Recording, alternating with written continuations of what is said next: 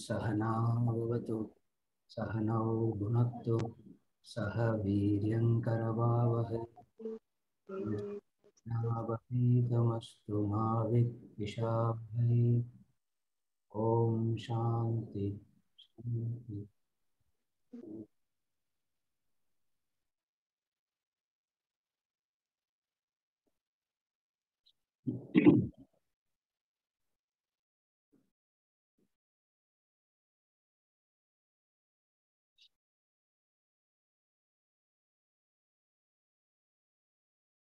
We have come to the discussion of what intellect is.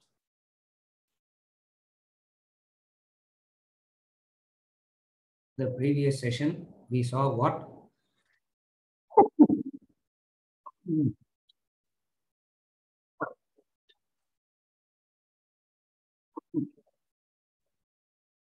in the previous session, we saw what mind is. We went into the details of what the mind is. And today we are going to discuss what the intellect is.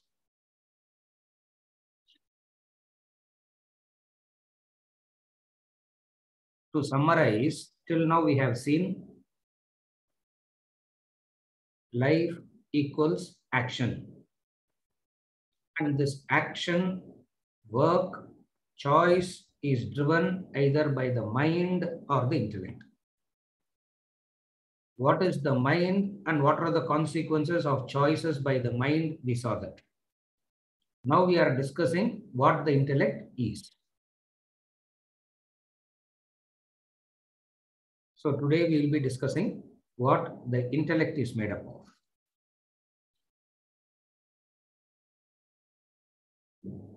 Mind is that, to summarize, we are not going to the definitions now. To quickly summarize what the mind is that which is made up of emotions, impulses, likes and dislikes, craves for that which it doesn't possess, and gets attached to that which it possesses. Craving for that it doesn't have. It craves for that. And it gets attached to whatever it has. So attachment and possessiveness is the nature of craving, and possessiveness is the nature of the mind. And then we saw exaggeration.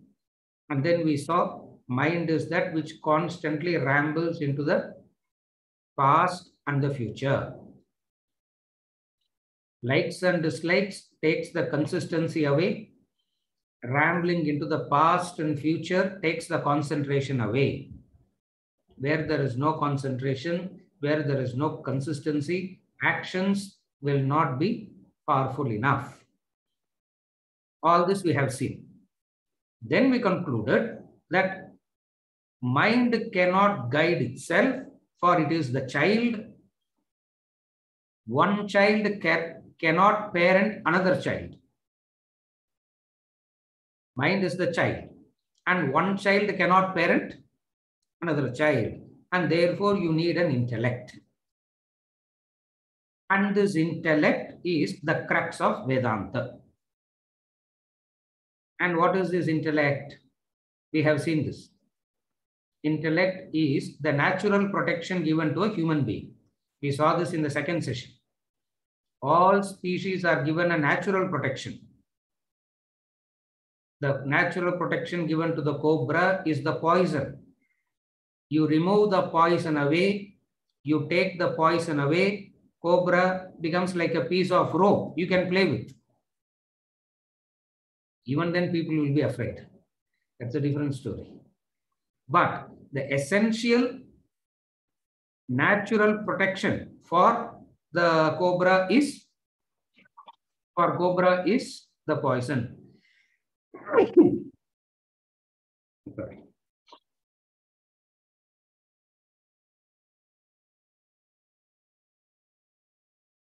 I don't think viruses will come through Zoom, I think, no? I don't think so it will come. Vijay, does it come? Right. The natural protection given to the human being is his intellect. Every species is given a natural protection.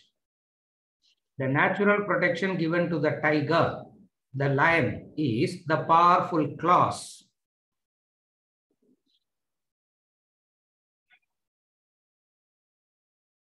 Some of you might know, what do they do to tame the lion? The tiger, the lion, 10 lions, 15 lions goes in a circle. And here is a person standing there here is a person standing there with one small stick, controlling all the lions. How do they tame the lion? They take the natural protection away. What is the natural protection given to the lion? The natural protection given to the lion is the claws. The claws that comes out when it hits the prey. It doesn't come straight away. When it hits the prey, it comes out. Rest of the time, it goes inside. Imagine the nails that comes out and goes in. It is like that. So as soon as the lion is caught, what do? They clip the nails. It doesn't regrow. In the case of a human being, the nails keep growing. In the case of the lion, it doesn't regrow. Therefore, the natural protection is taken away. Similarly, every species, if you look at it,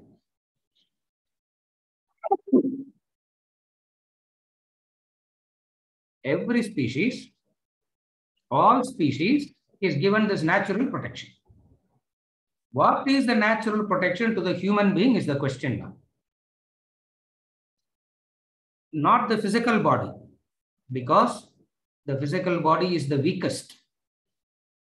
Meaning, in a single combat, a human being can't fight with the street dog. You know that, no? The street dog will win. Brute part, physically. Emotions. Emotions is not the strength of the natural protection given to the human being. What is the natural protection then given to the human being? The natural protection given to the human being is intellect.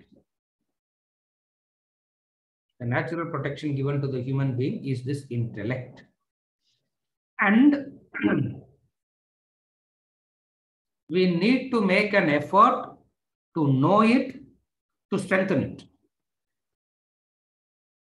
Though it is the protection, you got to make an effort to know what the intellect is and strengthen it. Vedanta, we have seen that already. Vedanta is the science exclusively designed for the development of intellect. Physics is designed for a particular thing. Chemistry is designed for a particular thing. Biology is designed for a particular thing. Similarly, what is Vedanta for? Exclusively designed for strengthening the intellect. Having said so much about intellect being the natural protection to a human being, what is this intellect?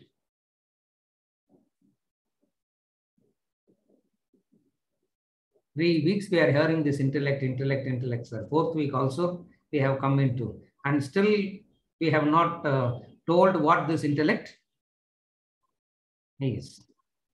Actually, first I thought I will not say this till the 8th session. Then I thought it's too. So in the 4th session itself, we are going to see what the intellect is. If you look at the board, we see the definitions of the intellect. What is this intellect? Just as mind has a few aspects, intellect has these few aspects. The first thing of the intellect is that which questions, thinks, analyzes,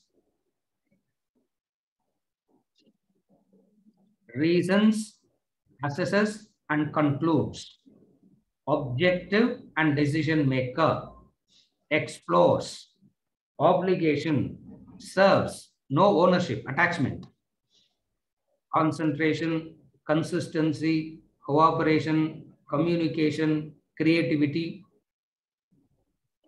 And the last thing, directs the mind and action towards ideal, pursues that and attains that.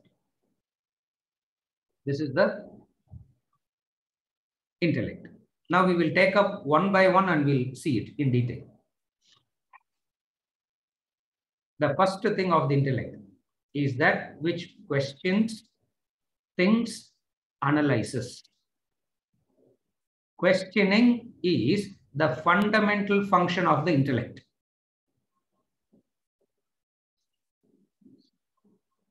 The natural instinct of the intellect is to question. It naturally comes over a period of time. We make sure that we don't question. Questions comes natural. Questioning comes naturally. That's why you see the child at the age of 5, 6. They start questioning. We will get so tired of their questioning, we feel like telling them, shut up. Or we don't tell them shut up. We tell them ask intelligent questions. Don't ask dumb questions. These are the two ways we stifle questioning. Again, I repeat. At the age of 5, 6, the human being starts questioning. Questioning is the sign that the intellect has woken up. And it comes naturally to all human beings. It comes naturally. And this questioning is that which is the fundamental function of the intellect. Most of the time, questioning is seen as disrespect. Questioning is seen as a rebellious nature. That is why we say don't. Either we say don't question. Most of the parents don't say don't question nowadays, because we are all educated modern parents, no, now. So they will not say don't question. They will say ask intelligent question. And what is intelligent question according to the parent? What is the most intelligent question that your child can ask according to the parents, according to the grandparents? How to increase the bank balance? The child comes and asks, how can I increase my bank balance? Wow, what an intelligent question.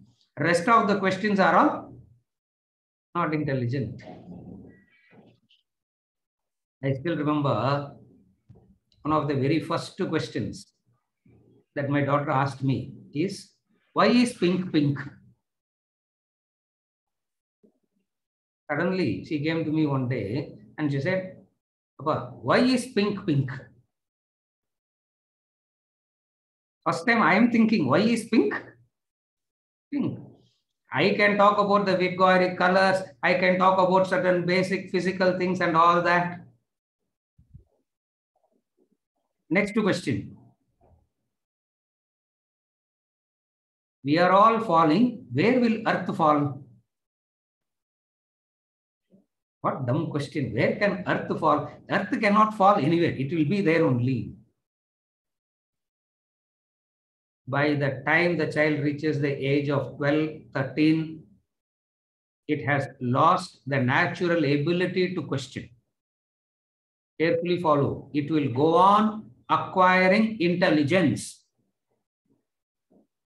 It will go on acquiring intelligence. Intelligence it will acquire. But the functioning of the intellect, which is not taking things for granted, questioning everything that it encounters, stops. Why?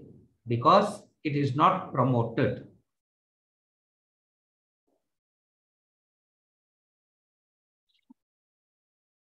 The university sessions that we do, I take 2 sessions on questioning only, how to question. Because today people lost, they don't know how to question. Or if at all they question, they will question something unconnected to something unconnected, unrelated. And yet, the fundamental function of the intellect is to question. So in one of the medical university that I'm teaching here, I was talking about this question. At the end of the session, and they are all MD students, not MBBS, MD students, second year, third year MD students. One of the girl put up her hands and said, sir, how do I ask the right question? I said, you can just question, that's all. There is no right question or wrong question. Simply ask question. The answer that I give can be wrong sometimes, but your questioning should not. The answer can be wrong, but the question can never go wrong. Are you able to follow?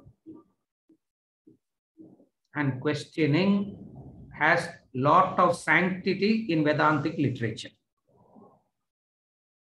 Each and every question will be taken up with utmost sanctity and dealt with detail in Vedantic literature. In fact, all Vedantic literature is question and answers. It was never a monologue discussion. Actually monologue, now how can you say discussion, isn't it? Monologue means one-way talk. All these monologues came now only. Previously, it used to be question and answer.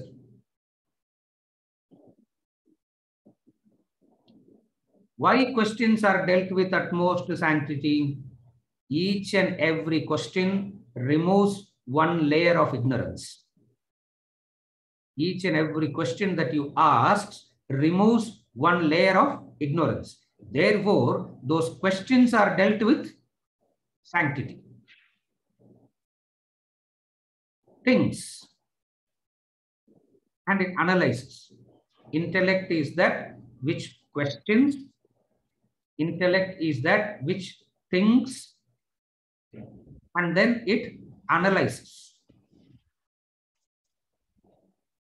Questions,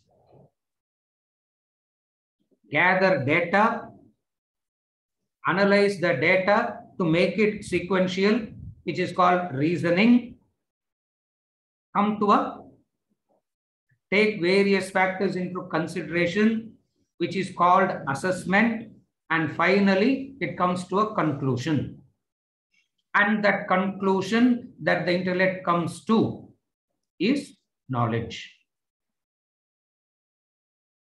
Starts with information, it goes through these processes and ends up as knowledge. Knowledge means you don't have any more doubts. Knowledge means you don't have any more doubts. But sir, even now we don't have any. Some of you will say, even now we don't have any doubts. Why only at the end?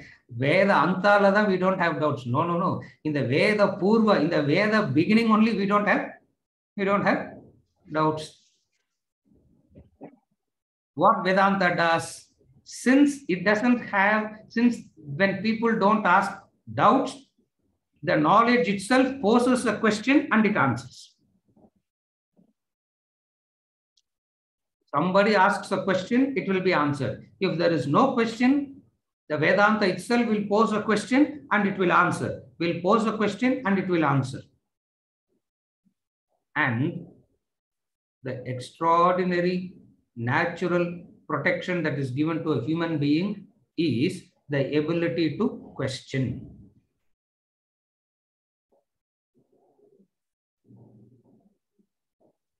Questioning implies you are alert, aware, conscious. When you are questioning implies what? Questioning implies that you are alert. Questioning implies that you are aware.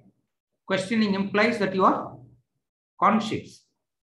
Mind, because of its whatever we have discussed, makes you live in a kind of, what do you say, sleepy state. In the 9th session, we are going to discuss that. Tamasic state, where questioning becomes impossible. Or if questioning is asked, everybody around you will say, how dare you question. For questioning is seen as rebellious. Here is Vedanta that says, if you do not question, you can gather intelligence. You can gather intelligence, you can gather information, but that information will not turn into a conviction. Knowledge must turn into a conviction. For knowledge to turn into a conviction, doubts of the mind should be removed. And how does the doubts get removed? Only through questioning. And here is the knowledge that promotes questioning, that brings about its own questions. And then what it does, it doesn't random, it's not random questions. Questioning followed by thinking.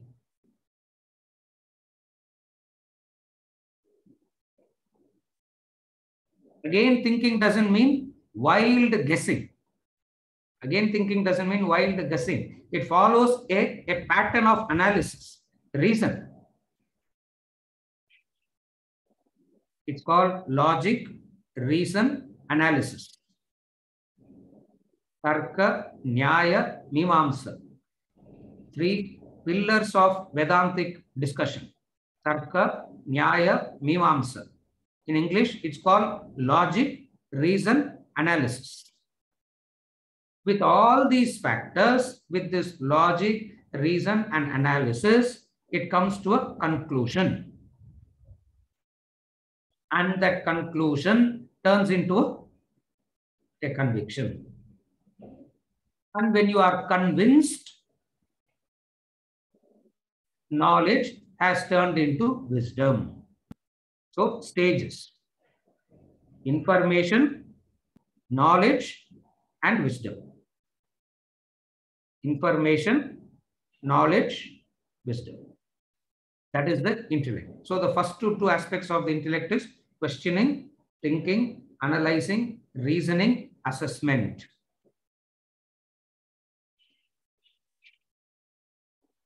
Mind, because of its preconceived notions, because of its likes and dislikes, because of its impulsive nature, all that we have seen last session. Because of all these factors of the mind, it will never allow you to assess. Because it says, I know it already. I know it already. I know it already. The beauty of life is you can live with the person for 50 years and still you can never say, I know this person completely.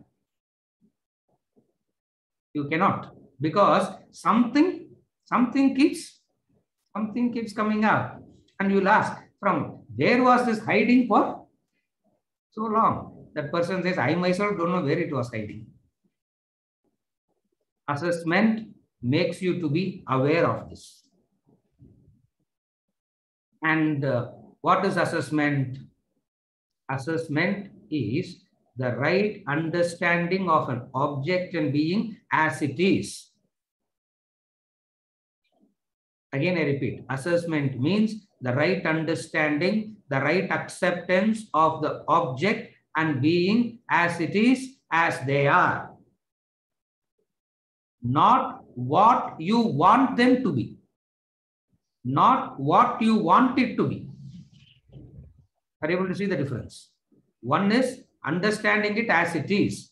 Another thing is you want them to be in a different way. Assessment says, how can you do that? You cannot do that. It's not practical. It will not work out. Therefore, the second the second point of the intellect is assessment. And then comes to a conclusion. Concludes. So the first 2 points of the intellect we have seen. What is it? Questions, thinks, analyzes, reasons, assessment, and conclusion. The third aspect of the intellect is the objective decision maker. Contrasted with the mind that is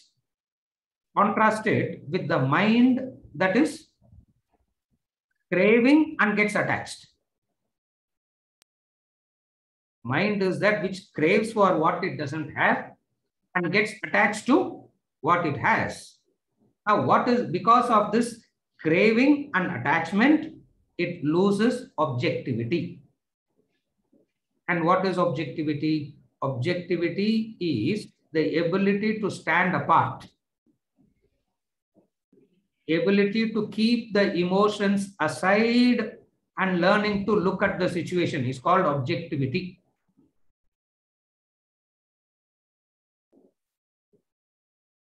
And the finest quality of a human being is this objectivity.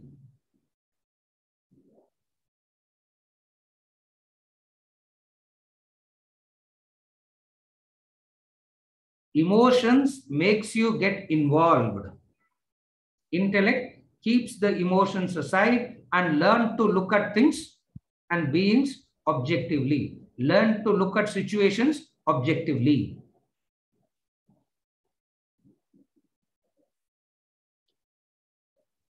Intellect should be, ideally speaking, intellect should become the decision maker. When intellect is grown to the natural level of decision maker, you have learned the technique of living. You have learned the art, the technique of living, where intellect starts making decisions. Vedanta, we say, is the knowledge of life and living. What is this knowledge of life and living? When intellect starts making decisions. When intellect starts making decisions and the mind is able to follow the decision. The mind is so trained that it doesn't have any conflict with the decisions made by the intellect. If not, what happens? The intellect says one thing, the mind says exactly the opposite of something, and both are in conflict all the time. And the question is, what do I do? Which is what we call as the Hamlet's dilemma. This is the Hamlet's dilemma, to be or not to be. In the play Hamlet, he goes through this dilemma and he asks this question, to be or not to be. What is Hamlet's dilemma? The dilemma of mind versus the intellect. To take up arms and fight or just keep quiet. It's a decision that has to be made. On what basis decision has to be made? Not based on impulses, not based on likes and dislikes, based on reasoning, assessment, conclusion. Invariably, as we saw last week, most of the decisions are made by the mind. The most beautiful practical aspect of the intellect is the fourth one. Intellect is that which explores. Exploration is the extraordinary quality of the intellect. Exploration means the courage, the capacity to plunge into the unknown. Mind is comfortable with the known. Mind will go on circling around the known areas. It is the intellect that has the courage to plunge into the unknown. And if you see life, 2% of humanity has the courage to plunge into the unknown. Rest of the 98% reaps the benefit of that 2%. 98% stays with the known. The 2% develops the courage to plunge into the unknown. Mind is comfortable with the known. Intellect is that which can plunge into the unknown.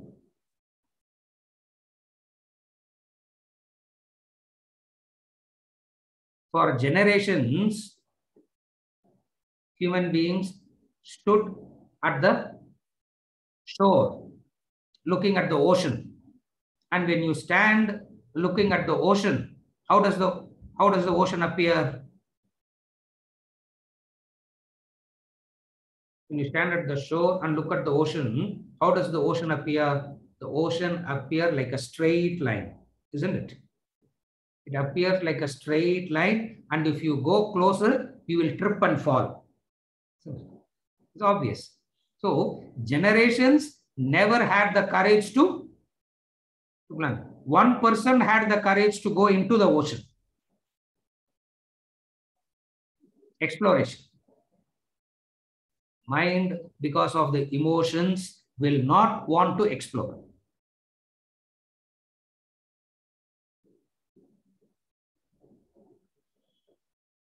Exploration is natural at early ages in life. As we grow older and older, instead of becoming more and more exploratory, we become more and more frightened. Actually, conversely, it is happening. As you become wiser and wiser, you should become more and more exploratory. Instead, what happens as you grow old and old, you become more and more frightened. Exploration almost comes to a dead end.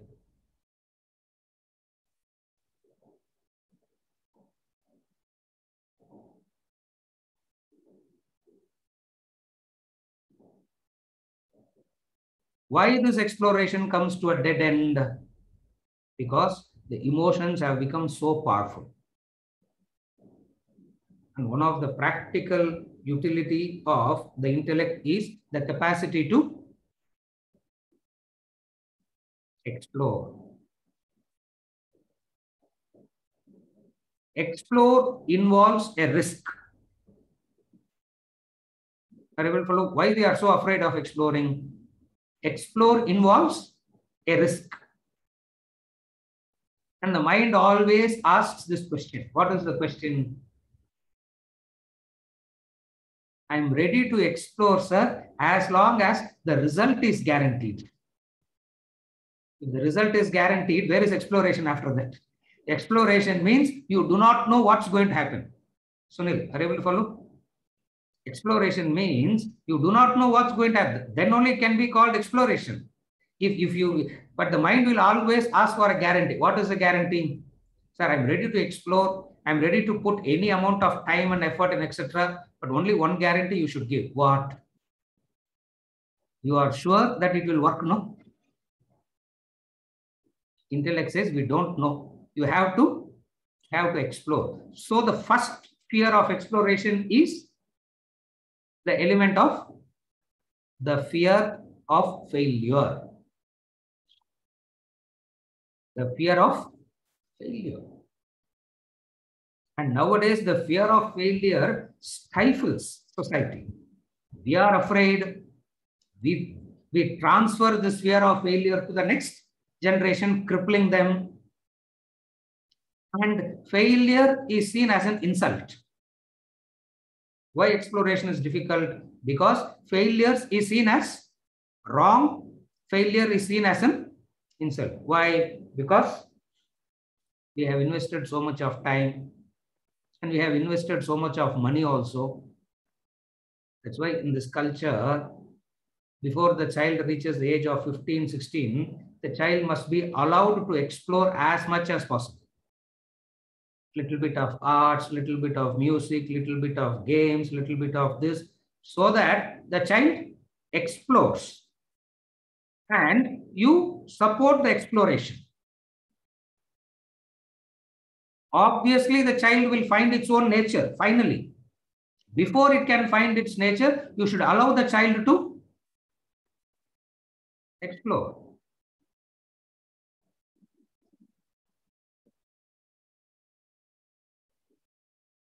Me personally, I am born in a very, supposedly we are all called very orthodox people. I don't know what orthodoxy we follow, but we call ourselves very orthodox people. And everybody born in our family, in our community, will be taught music. Either you have to take up to vocal Carnatic music or violin or something like that.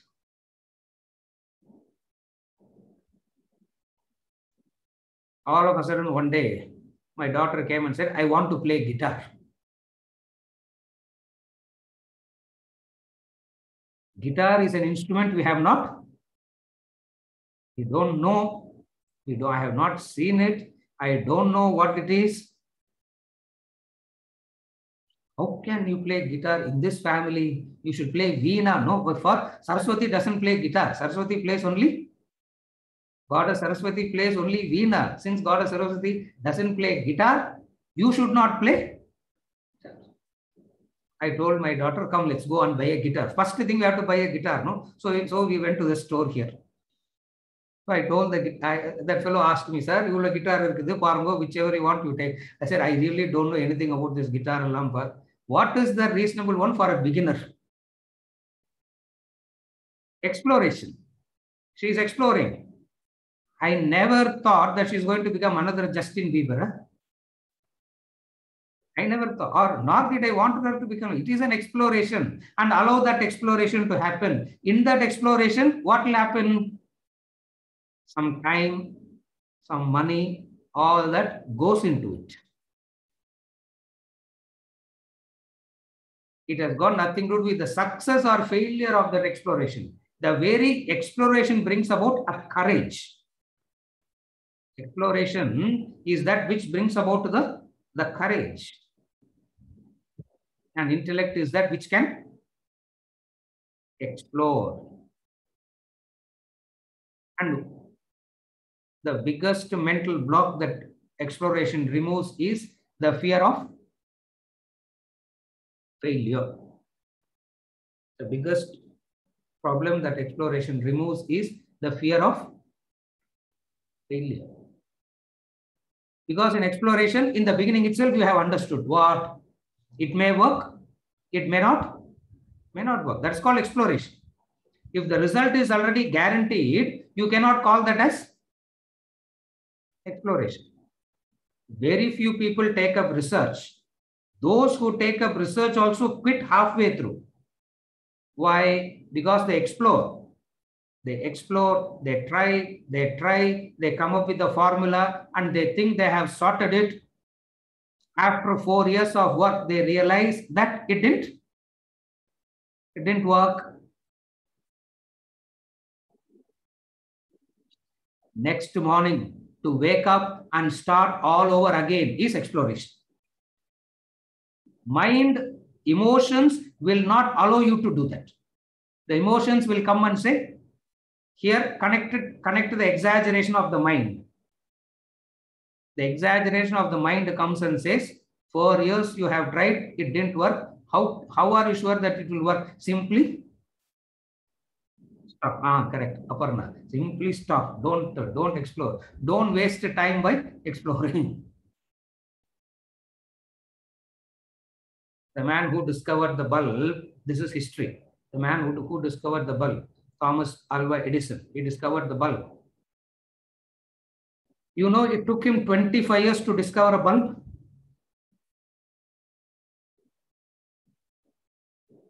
25 years of experimentation to discover the bulb. So his friends were mocking at him. His friends were teasing him. So they called him for a party. And they said, 25 years of failures. 25 years of failure. So they asked Thomas Alva Edison, what have you achieved in 25 years? And he gave a beautiful reply.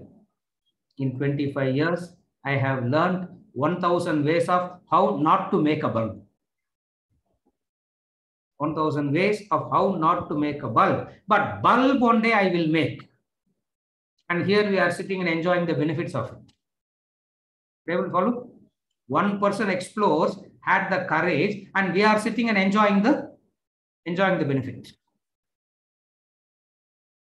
Because of the intellect. Intellect is that which explores. Fear of failure goes, courage comes. When the fear of failure goes, automatically you will be courageous. The fifth aspect of the intellect is it makes choices based on obligations and no ownership. On what basis the intellect makes the choice? The mind makes the choice based on likes and dislikes. The mind always makes the choices on likes and dislikes. I like it, take it. Don't like it, leave it. It's the choice made by the mind. It is dangerous. It is detrimental. We have seen that. Now, how does the intellect makes the choice? The intellect doesn't make a choice based on likes and dislikes. The intellect makes the choice based on obligations. What is the definition of an obligation? That which takes you to the goal, you say yes. That which takes you away from the goal, you say no. Obligation is in relation to the goal. Whatever goal you have fixed for, it is in relation to that.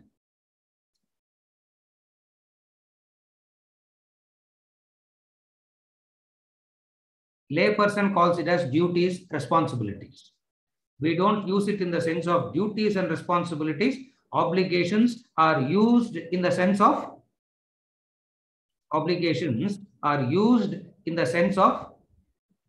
what is it that takes you to the goal. You got to do that, whether you like it or not. You remember the very first session we spoke about the definition of education. I'll ask actually definition of education. Education is the capacity to do a thing when it ought to be done, whether you like it or not. That is obligation. You do it whether you like it or not. But sir, we should do that which we like to do, no? Why are you teaching us all the wrong things in life? We should do things that which we should have that. I don't know what all people talk. We should like to do it. We should be, I don't know what all words they use, big words they use. All that ultimately means is what? Impulsive likes and dislikes. That's all. Vedanta comes and says it's self-destructive. You destroy yourself. How does it intellect? How does it relate to everything, the world around? Mind relates through ownership. Mind relates through ownership. Intellect says, I relate only to serve. I am not the owner. Intellect understands this distinction. Mind relates through ownership. Mind can relate only if some ownership is established. If that ownership isn't there, mind will not know how to relate to it. Are you able to follow? Mine, it has to be mine. Then only there is a relationship. Intellect says ownership is that which destroys the relationship. You got to relate through the attitude of service and sacrifice. Throughout the Bhagavad Gita, Krishna keeps on calling Arjuna Bharata Rishabha, Bharata Rishabha, Bharata Rishabha. One of the names that Krishna uses for Arjuna is this Bharata Rishabha. Bharata Rishabha means bull amongst the men, meaning the principle it stands for. What is the principle it stands for? The principle it stands for is this: service and sacrifice. No ownership. Intellect. Mind is that which says ownership. Ownership means fear of losing. Ownership means possessiveness and fear of losing. No ownership means you serve, you sacrifice, and you don't bother about it. You are not affected by it. The sixth one is C, ABC, that's C. Concentration, consistency, cooperation, communication, and creative. All these are function of the intellect. Concentration is the ability to focus on a chosen task. Rambling of the mind into the past and future will never make you to concentrate.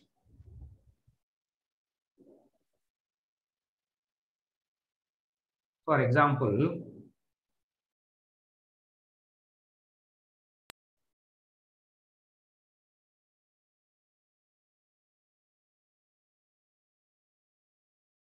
I'm not thinking what to say. I just paused for 5 seconds. I'm not thinking what to say. In that 5 seconds, the mind starts going. Maybe he's thinking, maybe he's going to say something important, or maybe he forgotten. He's trying to recollect what? It goes into the past and the future, rambling, which we saw as the nature of the mind. This rambling nature of the mind takes the concentration away. Second function, second C, consistency. What is consistency? Consistency is a beautiful strength, an extraordinary strength of the intellect to say no.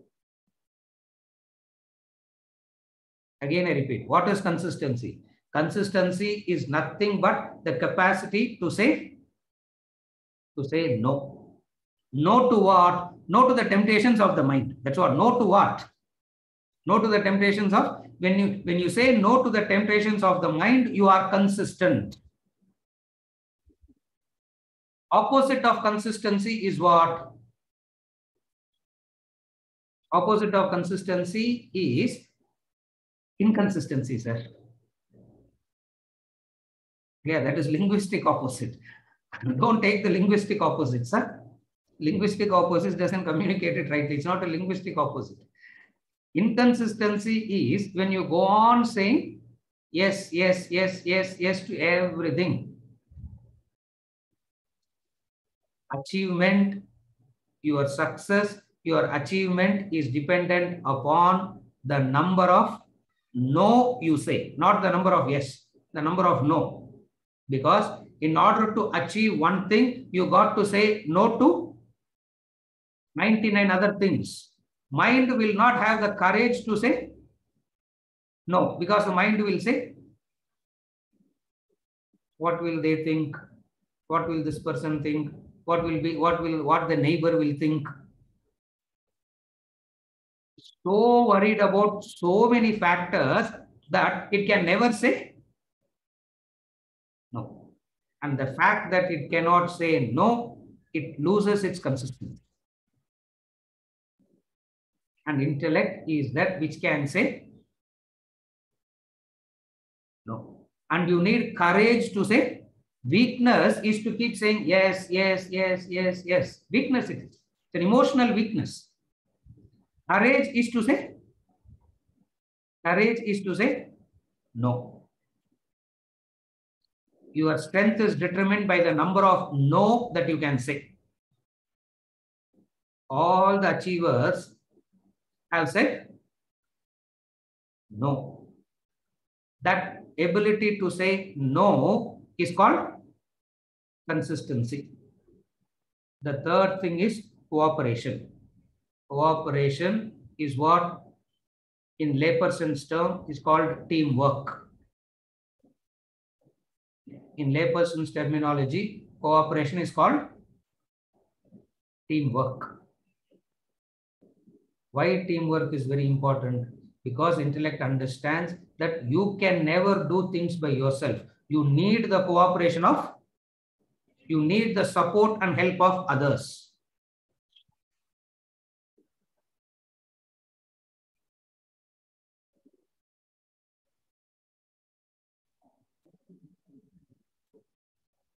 You come onto the road, the traffic policeman has to be there, isn't it? You want to go for a meeting at 9 o'clock and you leave home at 8:15 and you are able to reach there at 8:55 on time for the meeting. Because the policeman is standing on the road from 6 o'clock, it is possible. Are you able to follow? Cooperation is recognition of the seen support and the unseen support. Cooperation is the intellect's ability to recognize the seen support and the unseen support. Where you are able to see the seen support and the unseen support, what happens? You have a wonderful relationship with the world. Because you understand that life is the phenomena of interdependence. There are three words: dependent, independent, interdependent. Understand these three words: dependent, independent, interdependent. It is neither dependence nor independence, it is interdependent. This recognizing the interdependent factor of life is called cooperation.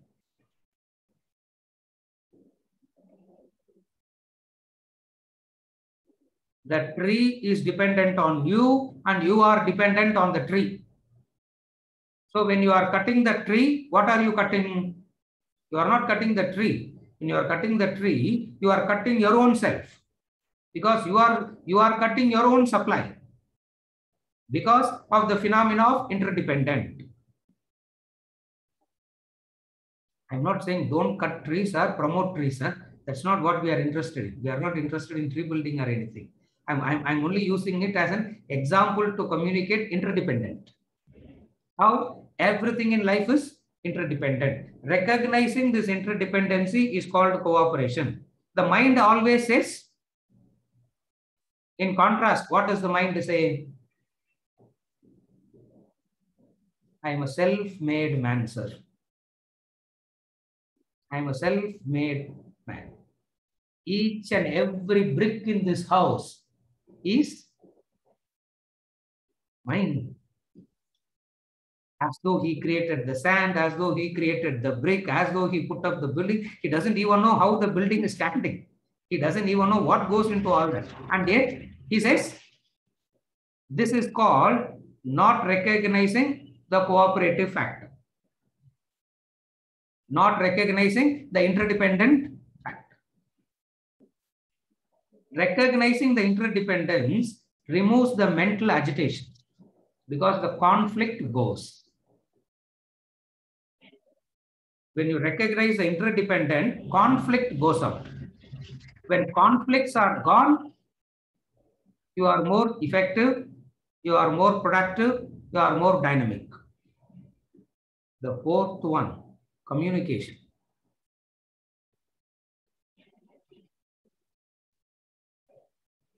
Other species don't have a communication problem amongst their own species.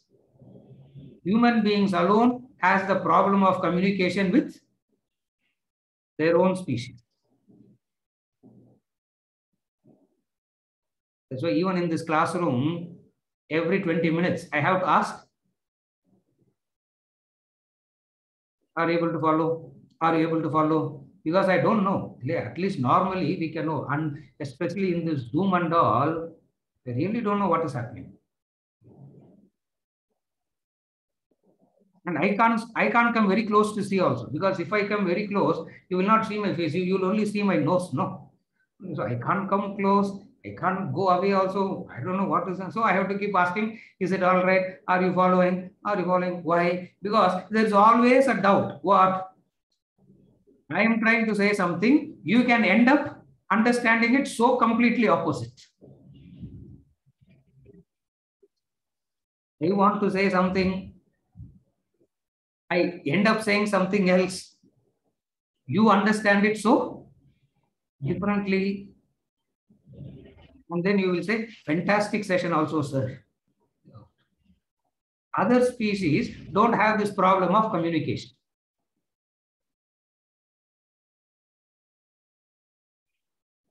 You see the colony of ants moving. Whenever two ants crosses, they touch each other. Isn't it? Whenever two ants crosses, they touch each other. They kiss each other, as it were. Whenever you get a chance, sit and watch it. I have done it quite a few times.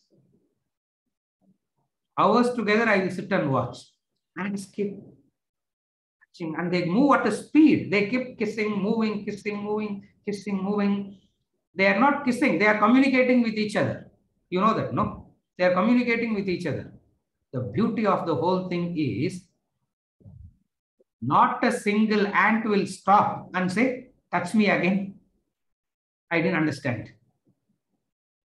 Not a single ant will say, I didn't understand. Touch me again. It will not say that. Why? Communication is so clear. In the case of a human being, very difficult is to communicate. And you need a powerful intellect to communicate. And another thing of the intellect is creativity. All wisdom is nothing but creativity. See, please understand, creativity doesn't mean you have to start painting, you have to start singing, music. It's not that. My mother in the kitchen is very creative. Something is there, something she will put, something comes out of it. We will not even know. See, so creativity is the fragrance of life. Opposite of that is mechanical. What is opposite of creativity? Opposite of creativity is mechanic. Life is very mechanical, sir. Why life turns very mechanical? Because that creativity is lost. Nowadays, they don't use the word creativity. They call original thinking, thinking out of the box. Any word you can use. All means the same thing. What? You got to move out of the pattern. And when you move out of the pattern, you are more wiser, you are more sharp. Creativity. Intellect helps you in this creativity. The last thing, it directs the mind and action towards an ideal goal, pursues it and attains it. It directs the mind and action towards an ideal, pursues it till it attains it. Mind and action has to be directed. Otherwise, mind gets disillusioned very fast. Mind gets dejected very fast. Emotions gets dejected very fast. Emotions get depressed very fast. And it is the intellect that directs the mind and action. Mind and action towards what? Towards a goal. It's not only fixing the goal, it is pursuing it till you get it. The ability to fix a goal, to pursue that till you attain it, needs the mind and actions to be directed. And it is the intellect that can do that. The last definition of the mind we saw, it cannot do it by itself. Mind cannot do it by itself. Just as a child cannot parent itself. All these factors is the function of the intellect. Now, I'll quickly go through the definition, not the explanation, the definition. What is intellect? Intellect is that which questions, thinks, analyzes. When you board, we'll see it in the board. First, intellect is that which questions, thinks, analyzes, reasons, assesses, and concludes. Objective decision maker, explores, functions on obligations, serving, no ownership, concentration, consistency, cooperation, communication, creativity. All these are of the intellect. The last thing is it directs mind and action towards the ideal goal. Ideal means goal. Pursues it, attains it. This is the intellect. All along, till now, what we have seen is the theorem behind intellect. The rest of the 5-6 sessions from the next week onwards will be about the practical applications of it under various topics. Before we go into the practical aspects, we need to understand the theorem first. So the first 4 weeks is spent on the theorem. The rest of the 6 weeks, we will see where all it is practically applicable. The practical applications, we will see it. And don't worry, all this definition of the intellect, will be revisiting it again and again and again. As I told you in the beginning itself, when you come to the 8th session, you will feel like screaming and telling me, use some other word other than intellect. We are fed up listening to this word, intellect. And when you are fed up, we know that our job is, because even in deep sleep, the word intellect must come. That much of hypnotism we are trying. That much of brainwashing we are trying. The rest of the 6 sessions will be about the practical application of the intellect, taking into consideration various topics. With this, I conclude the discussion on intellect, and we are open for clarifications.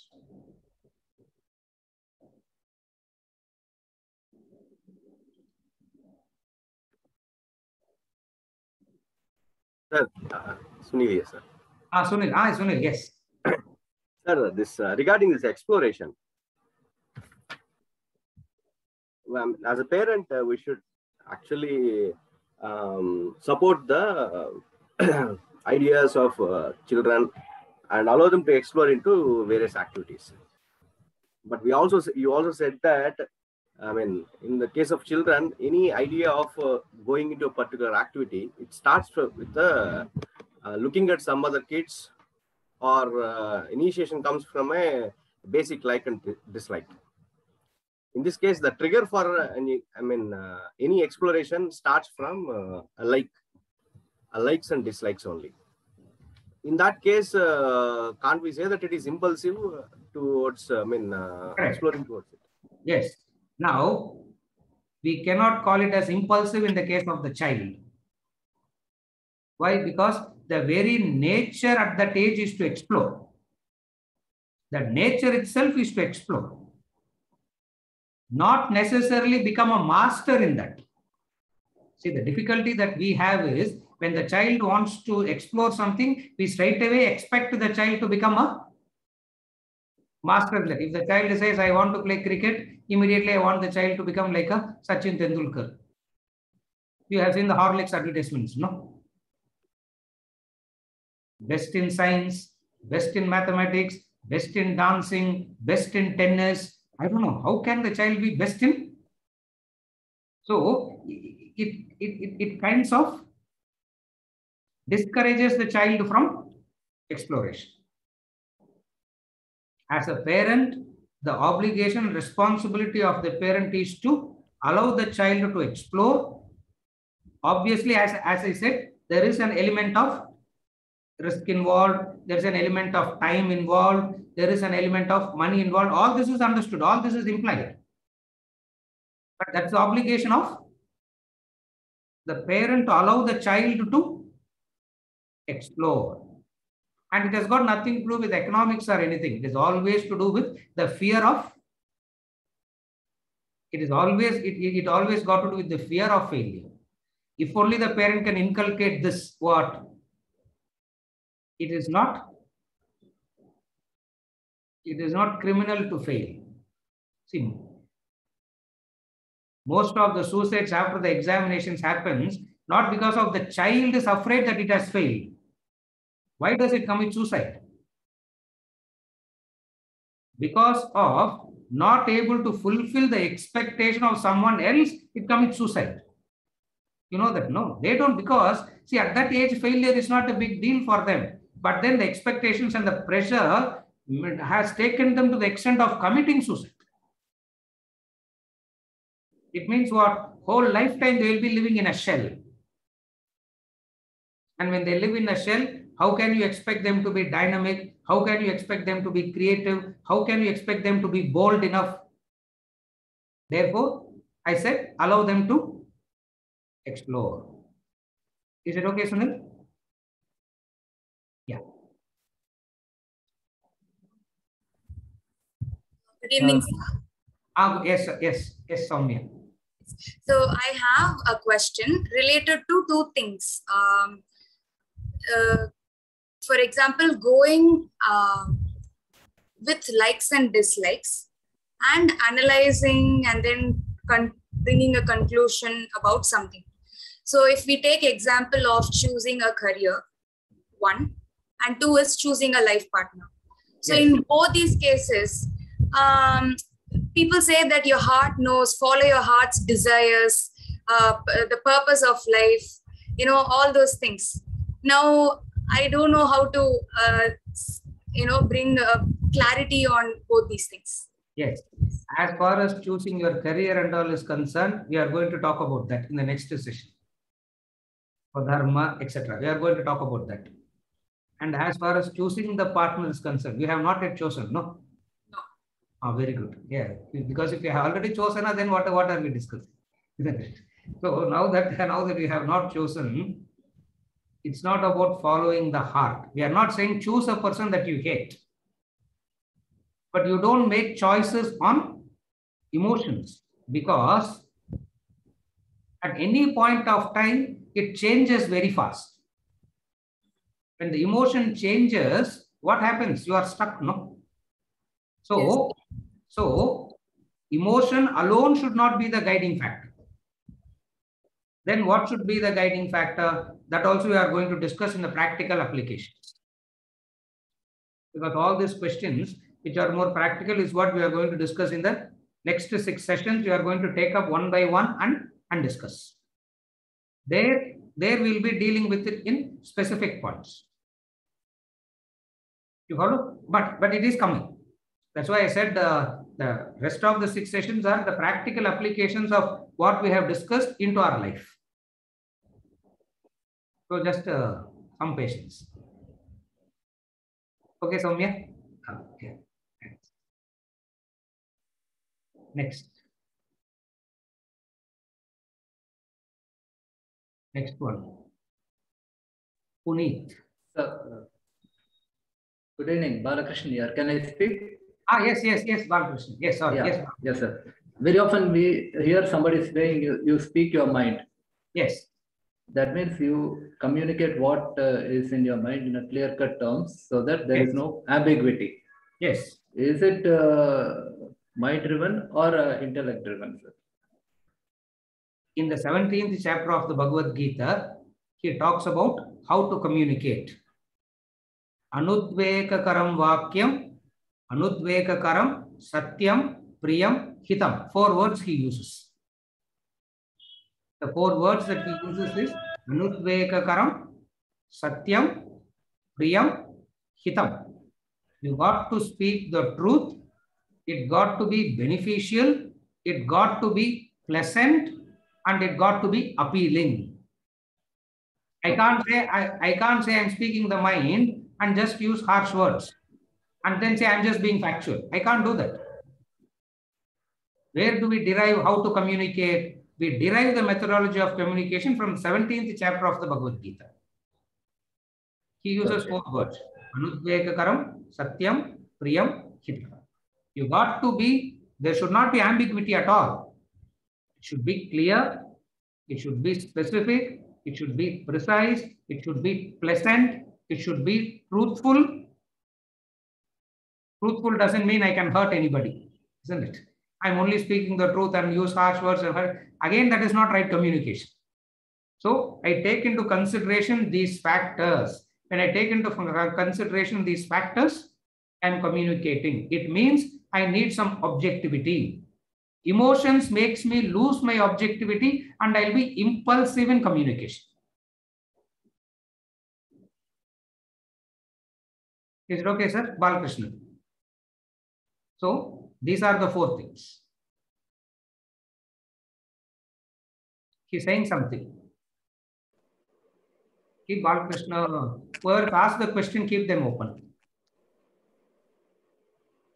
Yeah, am I now audible to you? Yeah, yes, Bhagat.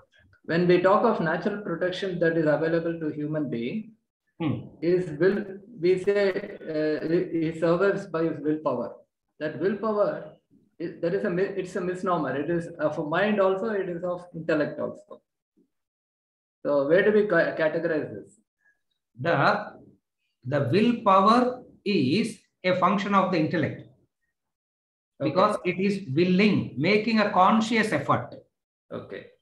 It is making a conscious effort to change the direction. I'm not saying positive or negative. The very conscious effort to change itself, what we call as exploration. Okay. The very exploration itself is because of the will. Will. Okay. So it is a function of the intellect, which comes under the heading called exploration here. Okay. Okay. Yeah. Thank you. Okay. Thank you. Yes. Thanks.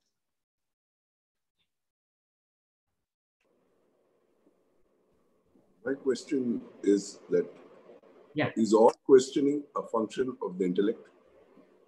Is all questioning a function of the intellect? Yes. Yes, sir. All questionings come from the intellect only. The very questioning is the function of the intellect. So the mind is only providing data and intellect only questions. So yes, exactly. Is my understanding correct? Exactly correct. The senses perceive the world and gather data and feed it to the mind. It is the intellect that got to process the data, make some sense out of it, and come to a rational conclusion. So the point about mind being switching from past to the future and depriving one of concentration.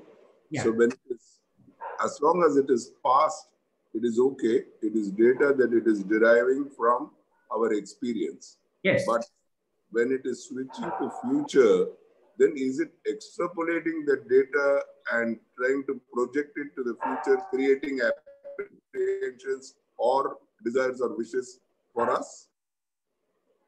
When the mind interpolates the data and goes into the future without any fixation, it just what is called as daydreaming.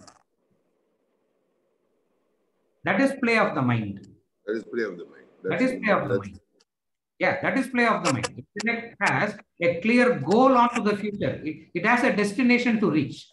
It has a goal, it has a destination to reach, and it is clear about the path, what should be done, what should not be done. All that happens when it gets into the action, it doesn't disturb, the mind will not go into the anxieties for the future. Anxiety means, will I get it? How soon will I get it? Why I have not yet gotten it? All this, the mind goes into as it is doing the right act, as it is supposed to do the action in the present. See, while I am talking to you now, I should have prepared and come and talk. As I am talking, I can't be worried about. Hope all of you will come to the next class.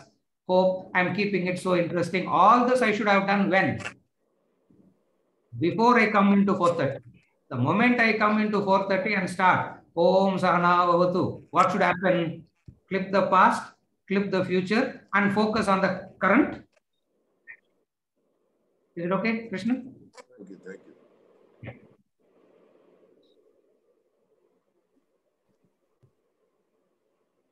Pranam Swamiji, can you hear me? Yes, Puneet. Yes. No, first of all, the session was very, very informative. A lot of clarity now has come. What does actually the mind tells you to do versus how can you strengthen the intellect? Yes. So between now and the practical application, which you will cover in the next 6 sessions, yes, how should we now reflect? How should we be more conscious, aware while doing our daily tasks, so that we practice between now and the next session and then continue to do that? For 1 week, I would recommend only one practice. All that I heard in the class is so nice to hear. Is it factually correct? Think about it. He is giving some examples. It is made very interesting. All that is correct. But all that you got to do I would recommend this exercise. for 1 week. What? Is all that right in the first place? Right means, does it make any sense? Is it logical? It is appealing. Straight away it is appealing, no doubt.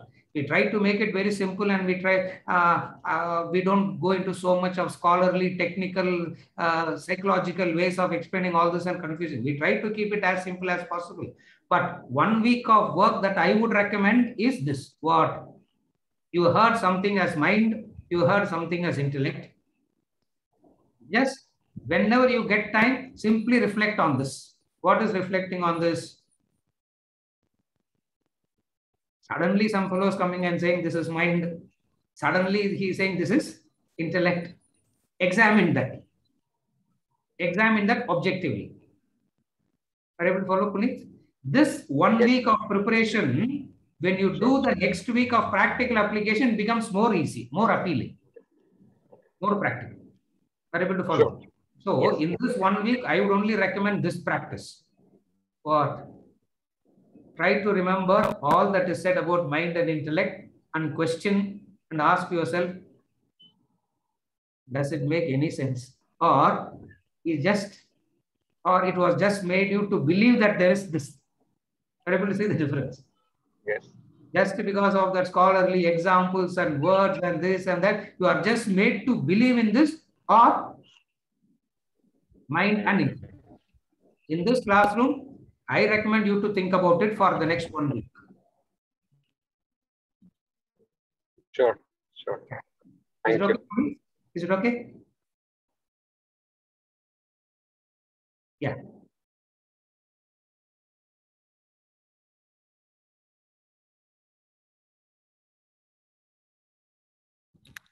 I think we have concluded, no? Venkat, do we still have any more? One more, huh? Okay, yes. Hello, sir. Namaskaram. Yeah. This is Sharan. Yeah. You were talking about the process of questioning, thinking, and analysis, and coming to a conclusion. Yes. So my question is, how long does this process happen, and when do we find that we have come to a conclusion? Yeah. Now, in the initial stages, it takes some time. As you do this practice regularly, repeatedly, what we call as reflection, time gap happens in a flash. It won't take, even though we say questioning, thinking, analyzing, reasoning, assessment, conclusion, looks like such a big process. Because of the training, it happens in a flash. Exactly like when you are driving for the first day,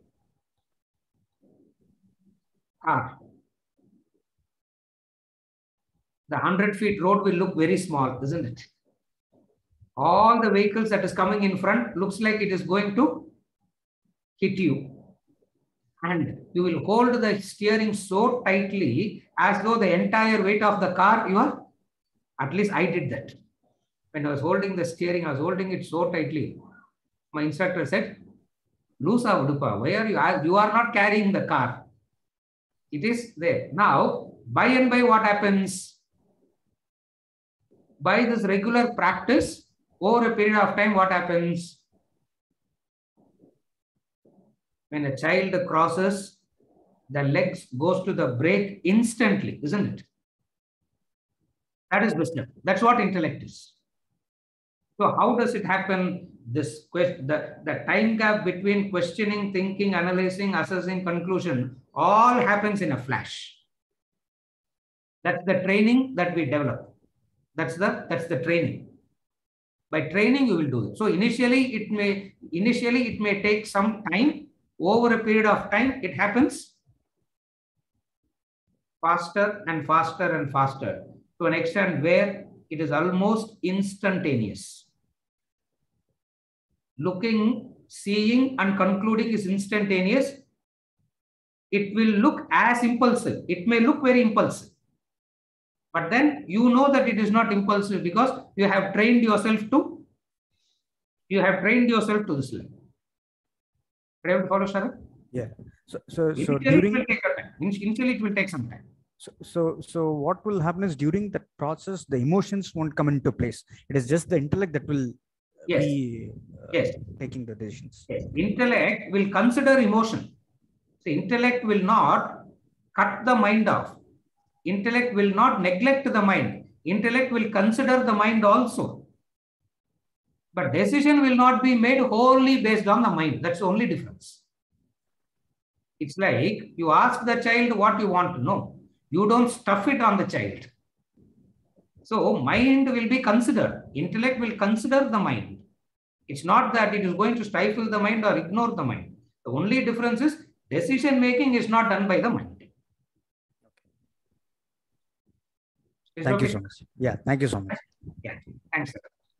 With this, we conclude for today and we continue with the session next week, 5th session.